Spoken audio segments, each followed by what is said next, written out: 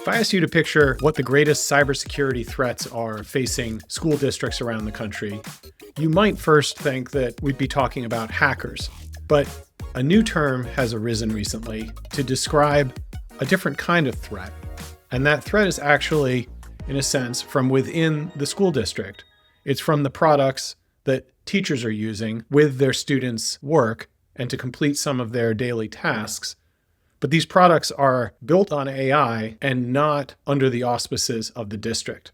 The term for this is shadow AI. And we're going to be talking about shadow AI in today's episode of AI in the Classroom Daily. I'm Dan Cogan-Drew, and you'll notice I'm not accompanied today by ChatGPT. I'm going to be flying solo.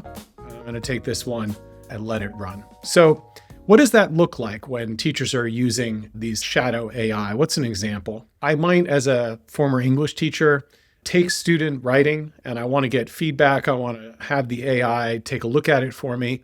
Maybe my district uses a product that I don't feel comfortable with. Maybe I prefer doing this on my own. But I take that student writing and I upload it into the AI.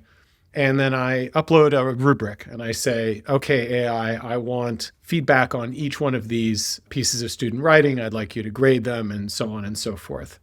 What's the problem with that? For starters, if I'm not using a paid account and I'm just using a free version of any of these AI products, it's quite likely that data is actually being used by the product to train the algorithm under which it's operating. That data that is my students' writing, my students have no control over my sharing of that data externally, but I've gone ahead and shared it, and now it's unrecoverable. Once it goes up into the cloud of these AI products under this unpaid, open, free version, I can't get it back. Even if I realize later that I made a mistake in doing so, there's really no way to delete those records from the AI. And that's a big problem. This doesn't just happen in writing, though. This can also happen in some administrative tasks. For example, I'm trying to write an IEP or a student support plan. And I upload my notes and I tell it to generate an IEP. And I give it a prompt, something like summarize key strengths, growth areas, and recommended supports. And I'm trying to be efficient here. I just want to save some time. But once again, this is perilous ground because now I'm uploading students' private information, a profile of an individual student and personally identifiable information. I'm uploading this information into the cloud. I don't own that information any longer. It belongs to the AI because it's now using that information to train itself on what it understands about students and IEPs and so forth. And I can't delete it. It's a private record that is now out of my hands. And then a third example, maybe a little bit more innocuous, is simply using tools to create lesson plans, tools that are of unknown origin to the district. These sort of stray from the pedagogical boundaries that my district may be trying to uphold by adopting an officially approved AI tool for lesson planning or something similar. And I think we can see that the prevalence of these tools, the accessibility of these tools, makes this a substantial threat. That is, these tools are available to every teacher from the moment that they step out of the classroom. If they're on the school's network, for example, and they step out of that and take this technology home, they don't need any kind of district approval to use these. They can just go out and find them and make use of these things on their own.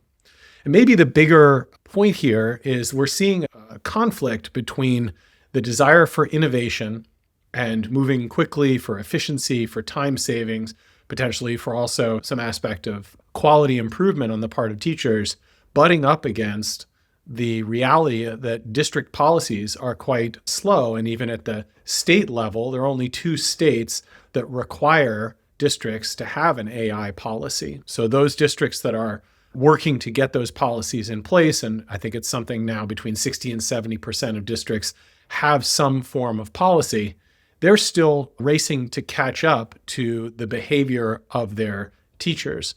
And this is, as I said at the outset, not unlike the behavior of students who are incentivized where there is work that they perceive as transactional to go after the shortest path between 2 points. If I'm being asked to generate an essay and I perceive it as a transactional product-oriented assignment, make an essay, I may just outsource that sort of work to the AI, and now I've got my essay. Now, it's slightly different with teachers. Obviously, they're adults and they have some sense of circumspection around what belongs within transactional work and what is natively, authentically their own. But there's still a tendency and a temptation to want to take that shortcut and take that short path. And without the benefit of policy guidance at the district level, they're going to run into a lot of trouble before they may even realize what's going on, because they are uploading this information into these AI LLMs, and they're not fully aware of what the implications are of this. And then the district has no idea, however many teachers it employs, how many of these teachers are using these tools and making the district vulnerable to lawsuits and other liabilities. So what's a district to do? What's a teacher to do? For starters, a few basic points on AI literacy. Everyone should be aware, teachers, administrators, that the tools that are available for free are free as in no cost, but there is a form of payment that they're asking you to make, and that is the data that you're providing them. So there is a trade-off here that you get to use it at no dollar cost to you from an out-of-pocket perspective, but the value that you're providing to them, while not in dollars, is substantial, because when you're uploading that data, you're making the algorithm and making the LLM stronger, has a wider base of knowledge, it has more recent information, it's being updated, and so forth. So you have to be aware that if you're not paying for the protection of your data, then that data is not protected and you're making it available to the company. So what districts need is to ring fence some subset of these tools, when many districts are doing this, that are approved, but they need to be very actively coaching teachers as well to help them understand that there are the large language model tools, the GPTs, the Claudes, and so on, that are easily identified as large language models, and this is what they do, and this is how they work, and chatbot, and so forth.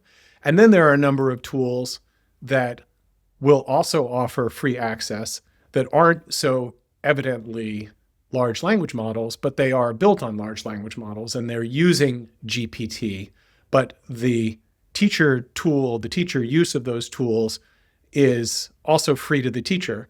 And so it's a little bit less transparent that they're actually uploading. If it's an IEP generator, that IEP generator is sitting on top of a large language model, and the IEP generator may not be charging for its services in asking the teacher if they want to upload their IEP information, and it'll generate one. But that data is going somewhere. That data is either being kept by that generator tool, passed along to the large language model itself. But once again, the user, the teacher, the administrator needs to be highly suspicious, highly dubious of any offers of free tools, because those are going to come at a cost, whether it's actually manifest in dollars or not.